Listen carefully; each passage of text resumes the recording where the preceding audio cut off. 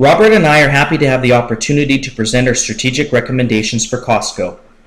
Costco's business model is based on the concept of warehouse retailing, which was introduced to the world by Sol Price when he opened his first FedMart store in 1954. Warehouse retailing is where the consumer products are bought directly from manufacturers and delivered straight to warehouse stores, where these products are then ultimately sold in bulk to customers at cheaper prices than they would pay at department stores. In 1976, Sol opened his first Price Club warehouse in San Diego, which ended up going public in 1980. FedMart went out of business in 1983. In 1982, Jim Senegal, who was an executive at Price Club and previously worked for FedMart, was contacted by Jeff Brotman, who was a lawyer familiar with the retailing industry and had just returned from a trip from Europe where he was introduced to what the French called hypermarkets, which was a combination of a discount supermarket and department store. Brotman was absolutely convinced that this concept would work in the U.S. market and persuaded Senegal to work with him to create plans to create a new wholesale club business, setting the stage for the first Costco that opened in Seattle in 1983. On December 5th, 1985, Costco went public on the NASDAQ with the ticker sign COST. On Friday, August 16th, the price of one Costco share was almost $112. By 1993, the discount retailing market had grown to include many large rivals and had become extremely competitive, prompting the Price Club and Costco to merge and create Price Costco. The merging of these two companies proved to be very difficult and ultimately led to the end of the merger, where Senegal continued to manage Price Costco. In 1997, the company made a significant branding decision and officially changed its name from Price Costco to Costco Wholesale Corporation. Similar to other retailers, Price Costco created its Kirkland Signature product line, which was the company's house brand first introduced in 1995. Kirkland Signature was created with the overlying concept that it would offer the highest quality products.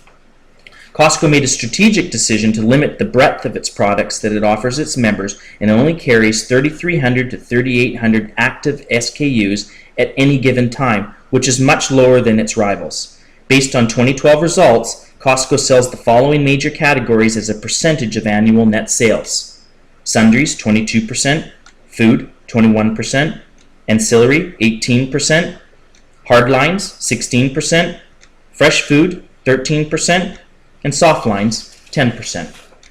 Some of Costco's 2012 key statistics include revenues of $97 billion, a market cap of $50 billion, 622 warehouses, 174,000 employees, and 67 million memberships.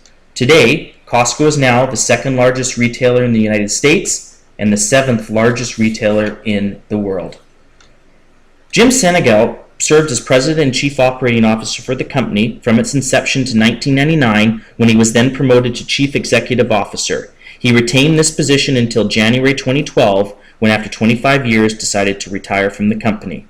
Craig Jelinek was appointed to president in January 2010, assuming the additional responsibilities of CEO in January 2012 when Senegal retired. Previous to this, Craig had served as executive VP and COO of merchandising for the company. He joined Costco in 1984.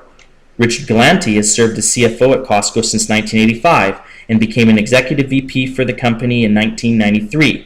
Prior to joining Costco, Richard served as an associate at the Securities Corporation and received his MBA from Stanford University. Joseph Portera was appointed to Executive VP and COO Eastern Division in 1994, assuming the additional responsibilities of COO Canadian Division in 2000. He joined Costco in 1984. Dennis Zook was appointed to Executive Vice President and COO Southwest and Mexico Divisions in 1993 when Price Club and Costco merged. Prior to this, Dennis was an executive vice president for the Price Corp company.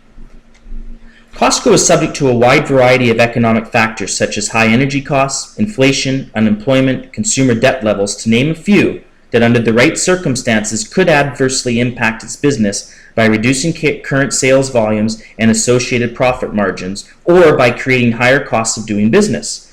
The economic factors could adversely affect demand for Costco's products or require a change in the mix of products that the company sells. Costco is also facing a rapidly changing retail environment where many consumers prefer to purchase online. Costco now operates in 8 countries and employs more than 174,000 employees around the world. Given its global footprint, Costco is subject to several socio-cultural differences, including different languages, attitudes, values, and beliefs. As such, Costco has the great advantage of benefiting from an extremely diverse workforce with respect to race, national origin, and gender. There have been many mergers and acquisitions that have allowed global competitors to move into countries in which Costco already operates, immediately raising the level of competition in those markets. Costco's expansion strategy is to continue growing internationally into countries where its profit margins have already proven to be strong, and into new markets where the economic downturn has created opportunities to enter the respective market.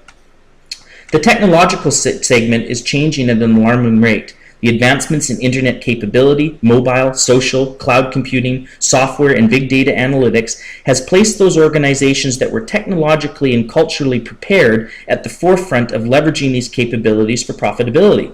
Costco is currently at risk in this area because they utilize old custom legacy systems that prevent direct integration without a significant amount of development and infrastructure work.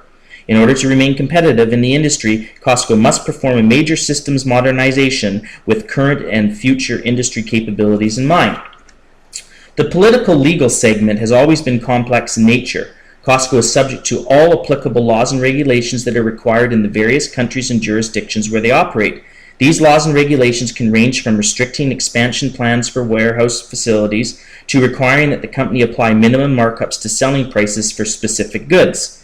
Given Costco's global footprint, it operates in countries outside of the U.S. where business practices and/or political environments are significantly different, thereby requiring Costco to alter its standard business practices to adapt accordingly. Costco started operations in 1983 in Seattle, Washington, with 2013 representing its 30th year of operations.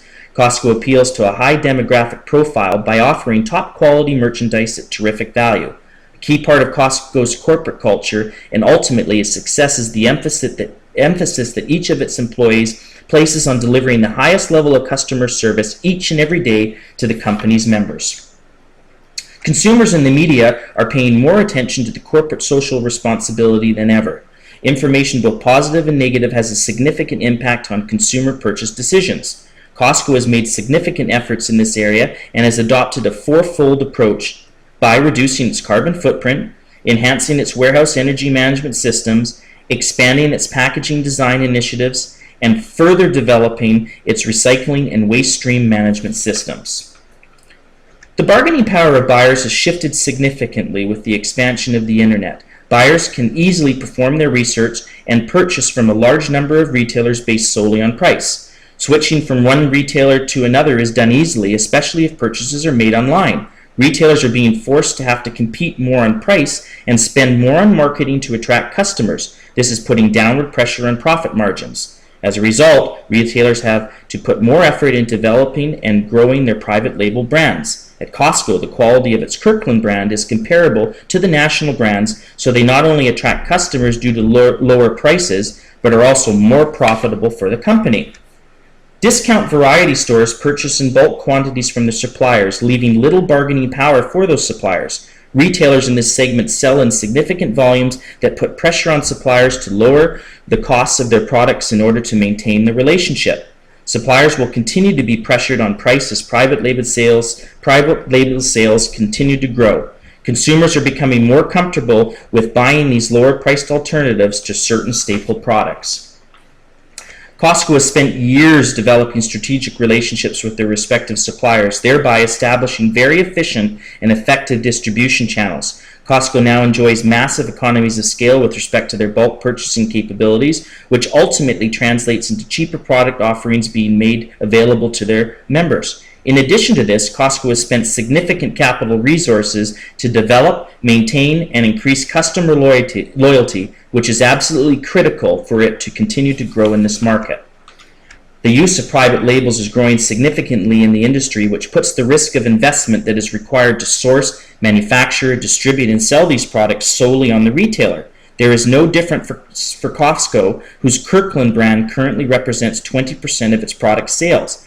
Costco is also adding services to their physical stores such as pharmacies, banks, photo centers, bakeries, vision centers, gas stations, medical clinics, hearing aid centers, and food courts. In addition, Costco has built large manufacturing facilities to directly produce some of their own products, including their world-famous hot dog.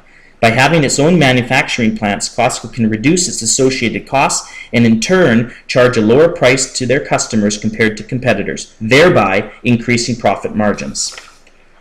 This industry is enormous and highly competitive, with large companies absolutely dominating the market. Companies operating in this market are all aggressively trying to maximize their top-line revenue growth by fighting for market share, mainly through increasing their customer base and by expanding their store locations and online presence and infrastructure. Costco has been able to develop strong relationships with its suppliers over the years, which has allowed the company to obtain bulk discounts on product offerings, which are savings that are ultimately passed on to its customers, often setting the industry's lowest prices. The company realizes that the loyalty of Costco members is critical to its success, and in order to maintain this, they must continue to offer great prices, great quality, and outstanding service. As mentioned, competition is fierce. Sam's Club focuses on high-quality merchandise, price leadership on everyday needs, and innovative member services to continue to drive member engagement. BJ's is dedicated to providing its members with quality brand-name food and merchandise at low prices. It also carries the most product variety of any wholesale club with more than 7,000 items. Finally, Amazon is very customer focused and absolutely committed to its original philosophy of selling more items at lower cost as opposed to less items at higher costs. Key resources and capabilities for the company. Costco offers its employees great wages and benefits, believing that they are the most important asset, and according to Craig Jelinek, if you treat employees with respect, good things are going to happen to you. Costco understands that membership loyalty is essential to its business model and that it must continue to offer a strong value proposition to its members in order to maintain industry-leading renewal rates. Costco's distribution channel is second to none in the industry, where it purchases the majority of its merchandise in volume directly from manufacturers, and because of its high sales volume and rapid inventory turnover, is generally able to sell the merchandise before having to pay the respective vendors. Costco maintains industry-leading sales per warehouse metrics, having built a global footprint of 622 warehouses around the world. One way that Costco has been able to keep its prices low is by utilizing its own manufacturing facilities, where it creates certain goods under the Kirkland brand label and one of Costco's best-known products, the $1.50 hot dog. Costco's core competencies are as follows. High quality, low prices. Costco's strategy is to provide its members with a broad range of high quality merchandise at prices consistently lower than they can obtain elsewhere. Costco seeks to limit specific items in each product line to fast-selling models, sizes, and colors. And outstanding membership service. Costco believes that it's all about the customers and has stated that the way we treat our members defines who we are. It's an essential part of our corporate culture. Take care of our members. Key success factors. Number 1, managing inventory is a key success factor for the entire retail industry. It's a delicate balance between meeting customer needs and minimizing inventory. Costco stands out as a strong competitor when considering inventory turnover and days in inventory metrics. Ultimately, Costco's goal is to sell its inventory prior to having to pay its suppliers. 2, financial performance. In order for Costco to successfully compete in this industry, it must be constantly generating sufficient cash flows to both operate and grow the business, while generating an appropriate shareholder return on investment as determined by the shareholders. Costco has been one of the leaders in the market in this financial area, as evidenced by its year-over-year growth. Costco has been able to achieve best-in-industry SG&A rates and average sales per warehouse when compared against its rivals. And finally, membership performance. Costco reported that it has 67 million cardholders and that its membership renewal rate was approximately 90% in the US and Canada and approximately 86% on a worldwide basis in 2012.